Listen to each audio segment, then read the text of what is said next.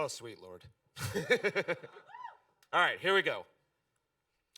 So, in the fall of 2018, my research took sort of an unexpected and unusual turn. And by the end of 2018, there were 3 dead alligators about 7 foot in length sitting in a walk in freezer at my lab. My goal was to send each one of these on a one-way ticket to the abyss. Now, if you don't know, alligator farming and hunting are heavily regulated in the state of Louisiana, and through many very odd conversations with state game and a fish agent, I acquired 3, albeit slightly damaged alligator carcasses that the members of my research lab affectionately named. Now, this research was being conducted in the Gulf of Mexico, 100 kilometers offshore, and 2 kilometers deep of water aboard my beloved ship, the RV Pelican. And this is going to be the science platform for this very weird science tale. But let's take a step back. At no point in my life had I ever become planning on being an alligator biologist or the owner of 3 dead alligators.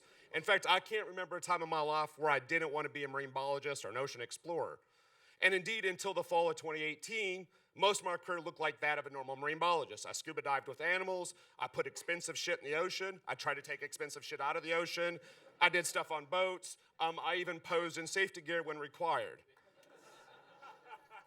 Most of my research career has focused on understanding the carbon cycle that occurs in the deep oceans, and whether that carbon is produced at the surface by phytoplankton that eventually sinks in the deep sea, or carbon that's transported from land into the oceans. Now, we know a major carbon source in the deep ocean are large food falls, dead whales, sharks, fish, sea lions, and other things that sink to the ocean, and these food falls are consumed by a variety of small and large organisms. Now, this whole alligator thing I've tied back to 3 distinctive moments in my life. When in 2016, I moved from Duke University to take the helm of a marine lab in Louisiana. Now, during that trip, my Jeep broke down twice. It has no relation to this story whatsoever, other than I'm still bitter about it. Number 2, I hired a local undergraduate and a bona fide Cajun to work in my lab. He was the person who asked, upon hearing about the whale falls that scientists sometimes do, if anybody had ever done an alligator fall. Here he's dressed like me for Halloween. Again, not relevant to the story, but I'm still bitter about it. I begin to think, third, what happened is I began to think scientifically about this. See, crocodilians, the numerous species that they are distributed globally, they're in large numbers, and that means they're a huge carbon pool.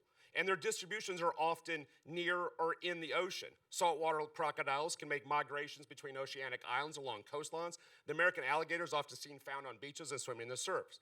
So this seems to suggest that alligators in the oceans could potentially enter into deep sea food webs. And of course, you also got to remember that at one point, the oceans before the age of the mammals were the age of the large marine reptiles. And so at one point in our prehistoric oceans, dying plesiosaurs could have sunk to the bottom and been a thing. Although a plesiosaur fall doesn't really roll off the tongue. So these 3 events in motion in the spring of 2019, I'm aboard my beloved ship, the Pelican, tying up an alligator in what looks like some sort of odd reptilian science bondage thing. These ropes actually allowed us to grab the alligator on the deep sea floor and position it in place. Of course, the RV Pelican doesn't have an actual science freezer, so among English muffins and frozen vegetables, I'm storing the alligators. The plastic over the head of the alligators here so I don't startle the ship's chef. And of course, what we didn't know is that those 3 alligators would have a much different fate on the bottom. This is Stumpy.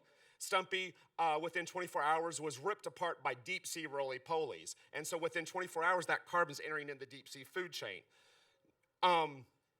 If you don't realize, giant isopods are indeed cousins of pill bugs and roly-polies. They grow up to 2 feet in length. They're voracious scavengers. They have amazing fat stores, and once feasting upon, say, an alligator, they can actually go 2 years without eating anything else. This is Frankie 3 Toes, and around 50 days later, he's completely consumed. All that remains was his bones. Note that the skull is actually overturned here, likely due to the feeding frenzy. Now, that red shag carpet look to this is actually a new species of bone-eating / zombie worm called Osedax. It's the first one described in the Gulf of Mexico. It's the first one known from alligator bones. The females actually send roots into the alligator's bones to extract the lipids from it. The males are parasitic and really only a sperm source, much like some of my early relationships. 8 days later, we found just a depression where Lucky had been. 30 feet away was a 45-pound weight and a severed piece of line. We think that a 6-gilled shark ate the whole thing and drugged the 45-pound weight. Now, of course, all of this seems like very whimsical science, but again, going back to the main point, By 2100, our oceans will have a lot, much less carbon in it, and understanding where carbon goes, who eats it, is very important in this changing time. Thank you.